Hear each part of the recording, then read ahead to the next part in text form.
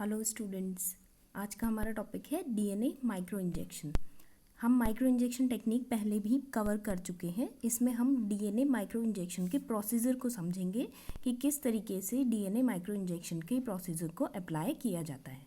Okay, तो यहाँ पे हम देखें तो सबसे पहले आपका जो डीएनए का सोल्यूशन है वो डीएनए सोल्यूशन बेसिकली मीन्स कि हम डीएनए जो हमारा डिज़ायरेबल जीन इंसर्ट है उसको हम पर्टिकुलर बफर सोल्यूशन में ऐड करेंगे और ताकि उसकी इंटीग्रिटी मेंटेन रहे, और फिर उस डीएनए सोल्यूशन को हम इंजेक्ट करेंगे डायरेक्टली कहाँ, किसी सेल के न्यूक्लियस में। ठीक है ना, किसी भी सेल के न्यूक्लियस में। स्पेशली हम किस पार्ट को या सेल के न्यूक्लियस के किस भाग को सेलेक्ट करते हैं, तो हम मोस्टली फर्टिलाइज्ड एग के मेल प्रोन्यूक्लियस भाग को सेलेक्ट करते हैं फॉर डीएनए माइक्रो इंजेक्शन। क्यों? क्योंकि मेल प्रोन्यूक्लियस साइज में बड़ा होता है, जिस वजह से हम इजीली अपनी डिज़ायरेबल जीन इंसर्ट को इंसर्ट कर पाते हैं। ठीक है, नेक्स्ट इसमें जब भी हम माइक्रो इंजेक्शन टेक्निक अप्लाई करनी होती है उससे पहले हम एक पर्टिकुलर फीमेल जो है जिससे कि हम अनफर्टिलाइज्ड एग लेंगे, वो डोनर फीमेल को हमें इंड्यूस करना होता है सुपर ओव्यूलेट करने के लिए। ठीक है, हमें क्या करना है, एक फीमेल लेनी है, डोनर हेल्दी फीमेल लेनी है और उसे सुपर ओवुलेशन में ले जाना है। सुपर ओवुलेशन मतलब नॉर्मली एक साइकिल में, एक मंथली साइकिल में एक ओवेरियन साइकिल जो होती है उसमें एक एग रिलीज होता है। लेकिन जब हम किसी भी फीमेल को पर्टिकुलर हार्मोन ट्रीटमेंट्स देते हैं तो वो फीमेल सुपर ओवुलेशन में चली जाती है, जिसमें कि बहुत सारे फॉलिकल्स के अंदर बहुत सारे एग्स या आपके ओवम जो है वो डेवलप होने लगते हैं। ठीक है, तो हमने क्या किया, यहाँ पे डोनर फीमेल को इंड्यूस किया सुपर ओवुलेशन के लिए, किसके द्वारा, हार्मोन्स के द्वारा। फिर हम क्या करेंगे, जो फीमेल माइस है उसे हम सुपर ओवुलेट कराने के लिए सबसे पहले जो हम हार्मोन देंगे वो है PMSG। ठीक है, सबसे पहले हम क्या करेंगे, फीमेल माइस डोनर हेल्दी फीमेल माइस सेलेक्ट की, फिर उसे हार्मोन ट्रीटमेंट देने के लिए जो सबसे पहला हार्मोन हम लेंगे वो है PMSG। PMSG is a pregnant mayor serum gonadotropin. ठीक है, हमने क्या किया, एक प्रेग्नेंट मेयर था, ठीक है, फीमेल हॉर्स, और इसको हमने क्या किया, इसके सीरम से गोनाडोट्रोपिन्स लिए। ठीक है, फिर हम क्या करेंगे इसके बाद, अच्छा देखो PMSG से क्या होगा, PMSG से होगा ये PMSG जो है प्रेग्नेंट मेयर सीरम गोनाडोट्रोपिन, ये इंड्यूस करेगा ग्रोथ को और साथ साथ में डेवलपमेंट को, किसके, फॉलिकल्स के।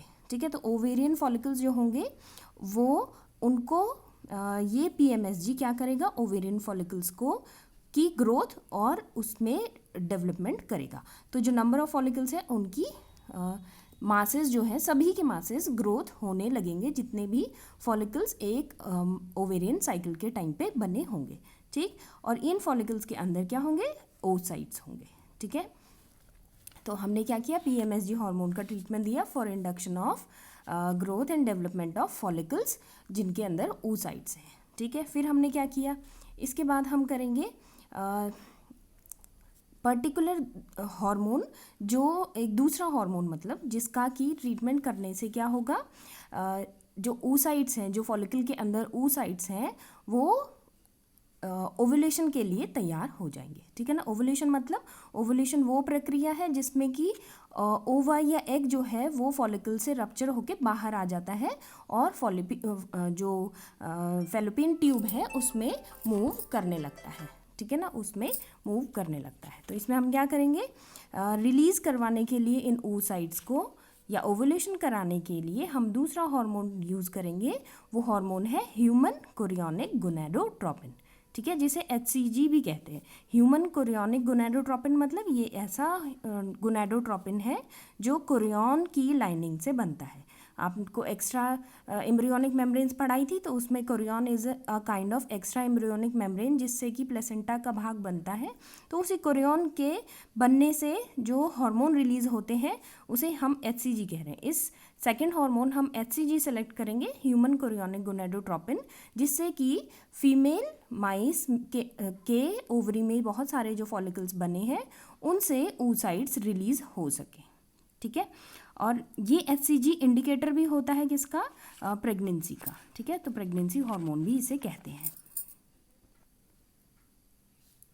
नेक्स्ट हम क्या करेंगे, जो सुपर ओव्यूलेटेड फीमेल्स हैं उनकी मेटिंग करवाएंगे, ठीक है ना। हार्मोन ट्रीटमेंट के बाद हमने पहले PMSG फिर HCG हार्मोन का ट्रीटमेंट दिया फीमेल को, फिर हम इन जो सुपर ओव्यूलेटेड फीमेल्स हैं इनकी मेटिंग करवाएंगे किसी फर्टिलाइज मेल से। दो प्रोसेस होंगी यहाँ पे, एक या तो हम क्या करवा लें किसी भी फर्टाइल मेल से मेटिंग करवा लें इस सुपर ओव्यूलेटेड फीमेल की, या फिर हम इस सुपर ओव्यूलेटेड फीमेल के ओवरी से डायरेक्टली ओवम को निकाल लें सर्जिकली, ठीक है।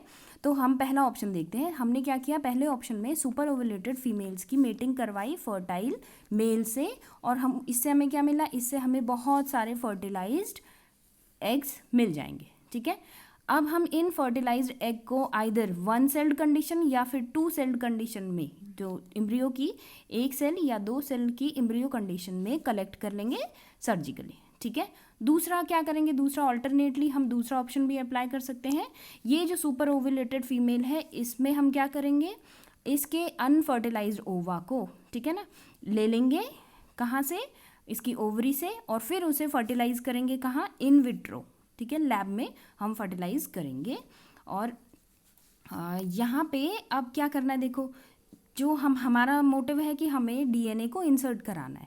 तो अब जो हमारे ट्रांसजीन कंस्ट्रक्ट है, जो ट्रांसजीन का कंस्ट्रक्ट हमने तैयार किया है, कंस्ट्रक्ट क्या होता है, बेसिकली आपके प्रमोटर, इन्हेंसर्स, रेगुलेटर्स और आपके सेलेक्टेबल मार्कर्स से जुड़ा हुआ आपका डिज़ायरेबल जीन जो है उसे हम ट्रांसजीन कंस्ट्रक्ट कहते हैं, ठीक है।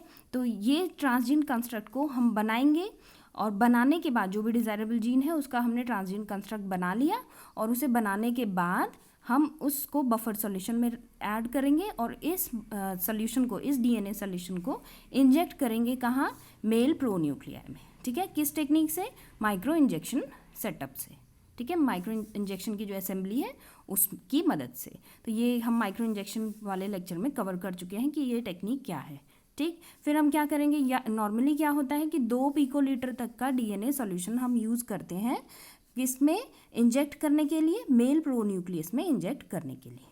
2 पिकोलीटर में कितने लीटर आएंगे, तो 20 × 10⁻12 लीटर आएंगे, ओके।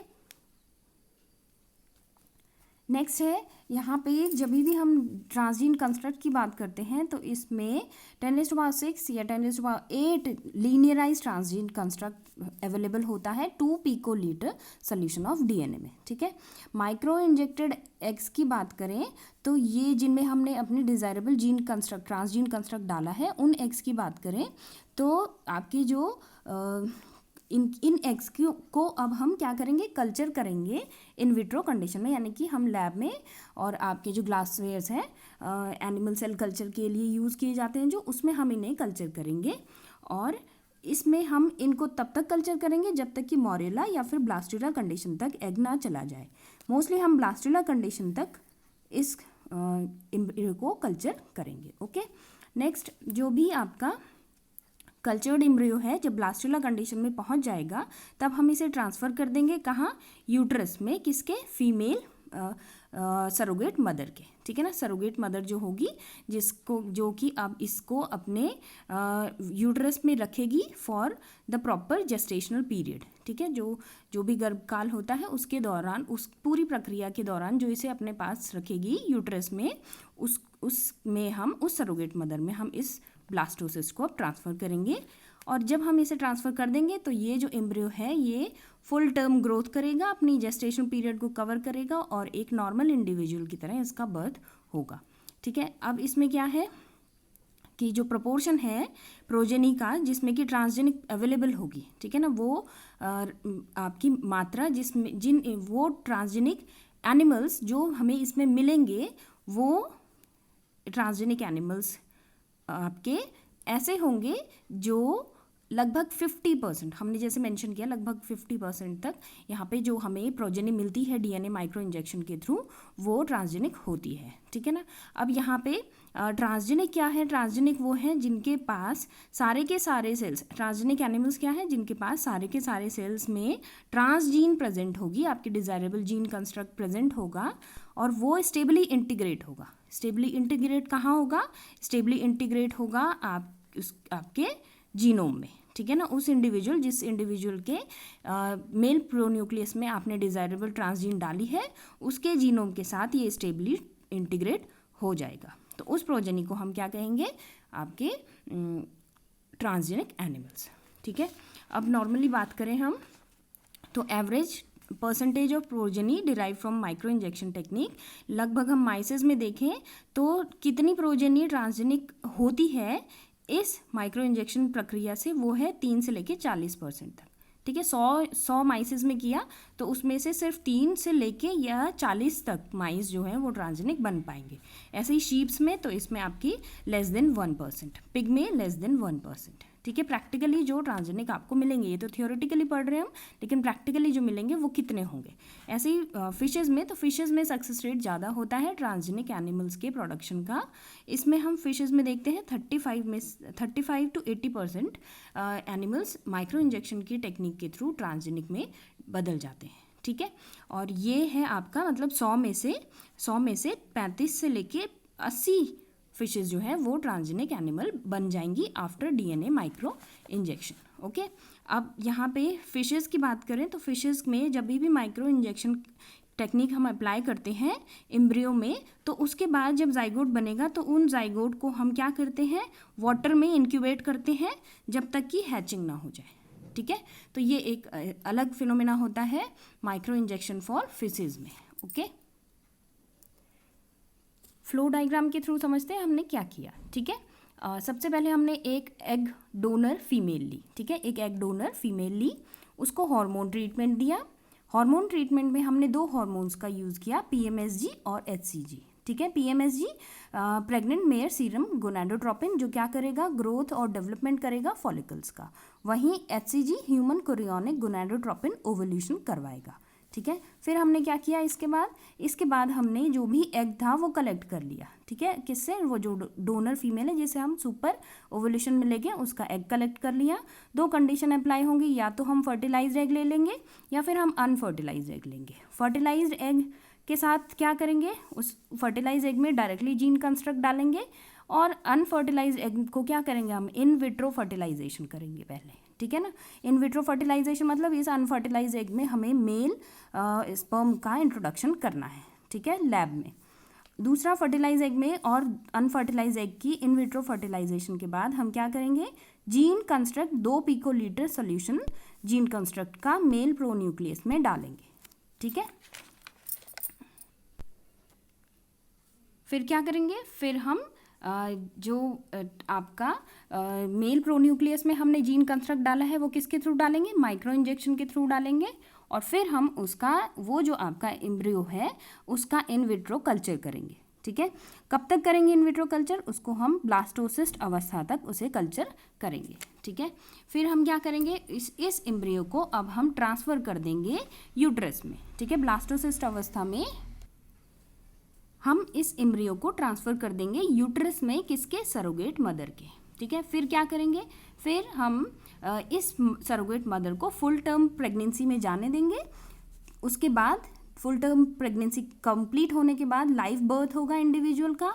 तो जो भी लाइव बर्थ होगा इंडिविजुअल का उसके पास वो ट्रांसजेनिक एनिमल होगा, क्योंकि इसके सारे के सारे बॉडी सेल्स क्या हैं, having transgene presented on them, ठीक है, उनके पास ट्रांसजीन प्रेजेंट होगी। So that is all about the DNA micro injection